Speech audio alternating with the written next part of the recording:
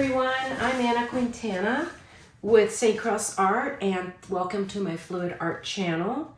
And this is an 18 by 24 canvas, gallery wrap, so it's about 1.5 inches thick on the sides.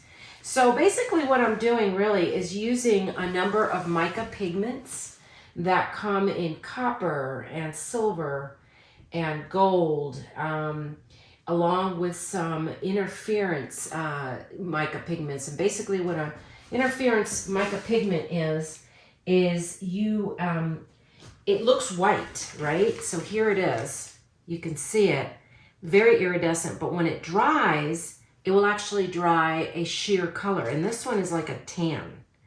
So I'll be using that today. And then I am using a Payne's gray or dark, kind of a bluish gray cell activator to achieve the cells and the lacing and all the cool stuff that we want to see in a fluid art painting. I am going to reverse the order today. So I'm going to start off with more of a transparent color and then more of an opaque color and layer it that way. And then let's see what happens. I'm really hoping I get some good fat cells. I'm going to be working on that. And I'm excited to use this palette. Again, if you like what you see here, please subscribe, like, share, comment. I love to hear your comments. And let's get started on this. So I'm going to start my pour right now. Then we're going to do the blow, and then we will do some tilting to create our composition. So here we go.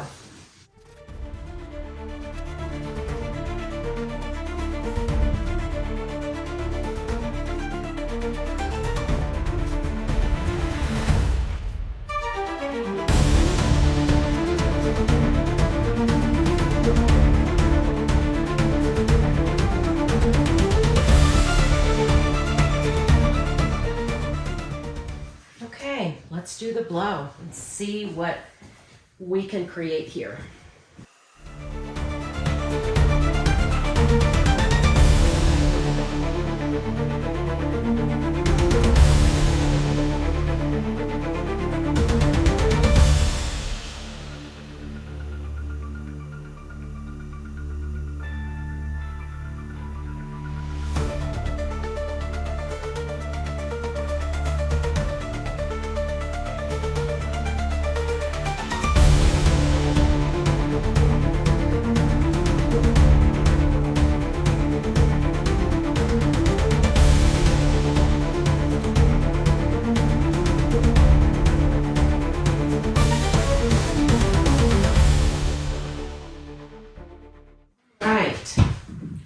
Well, we are seeing some cool cells forming right here in the middle.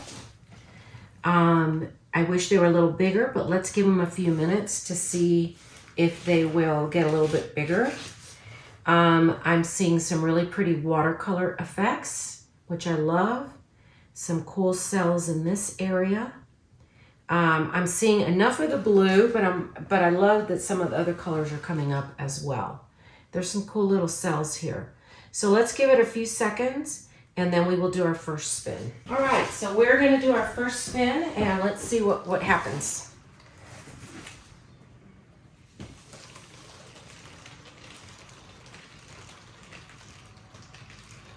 There's quite a bit of paint coming off here, because I put down a pretty good pillow. I'm going to start doing some tilting because I want to get some of this stuff spread out more towards the edges. Oops. But I do not want to overrun my cells.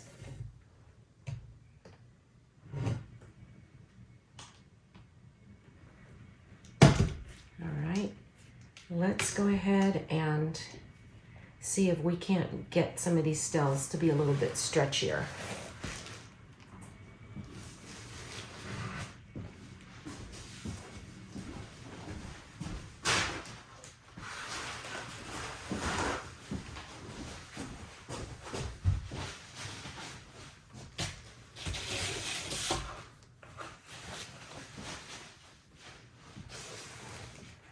Okay, I'm going to add a little bit of white paint to here and to this edge so that we can keep manipulating it and see if we can't maybe move some of these things over.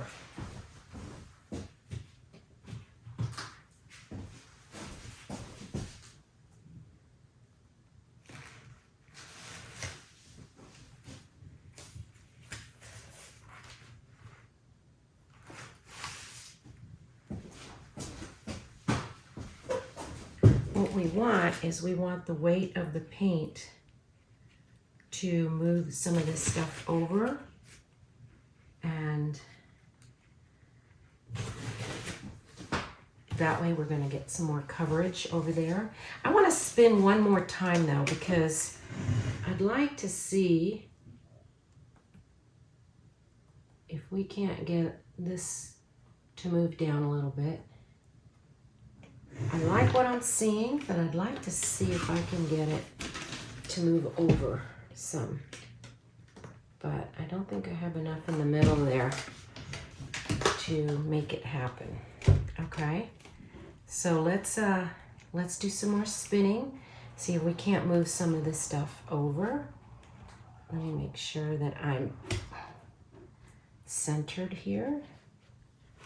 And let's give it a good spin.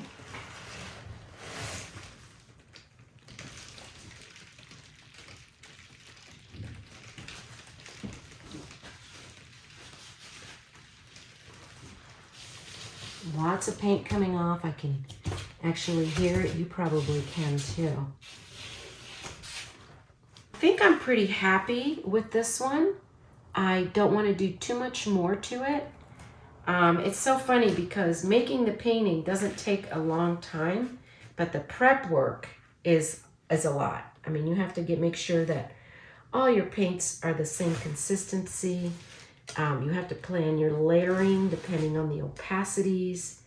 You've got to figure out your color palette that you want to use. You can either use a color wheel or, you know, just instinct. A lot of times I'll just get inspiration from different things and just go for it. So it's just, it takes a lot to get ready. But once you're there and once you pour that cell activator, it's go time. You've got to make the painting. So that's one of kind of the exciting but nerve-wracking things about doing fluid art, is that you really don't have a lot of time once you pour to think about it. You just have to go for it. And it's kind of exciting, it's kind of stressful, but at the same time, it's kind of cool. So that is it, folks, for today. And this is number 3 in the series. I hope that you will subscribe to my channel. I hope that you like what you see. I think it's kind of satisfying to watch fluid art being made. It's kind of ASMR to some degree. Feel free to give me your comments and tell others about St. Cross Art. And as always, I do have a website where I do sell my paintings. So if you see something here you like, go on there and see if it's for sale. And also, I can create a custom piece for you based on your colors, based on the size that you want, on the style, all of those good things. So thank you again for joining me. I hope you have a great rest of your day, and please subscribe. Thank you.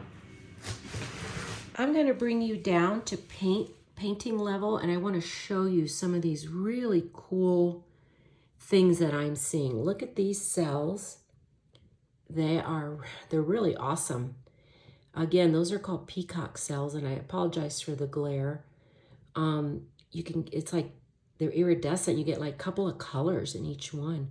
The ones in the middle are kind of stark. I'm not sure what this thing in the middle is, but it's kind of cool. Here is that one of my favorite, you know, what I like to call the butterfly wing effect. And here's some more of those beautiful, subtle, sophisticated cells. Here's some more here. Here is kind of a cool corner. And here's another one.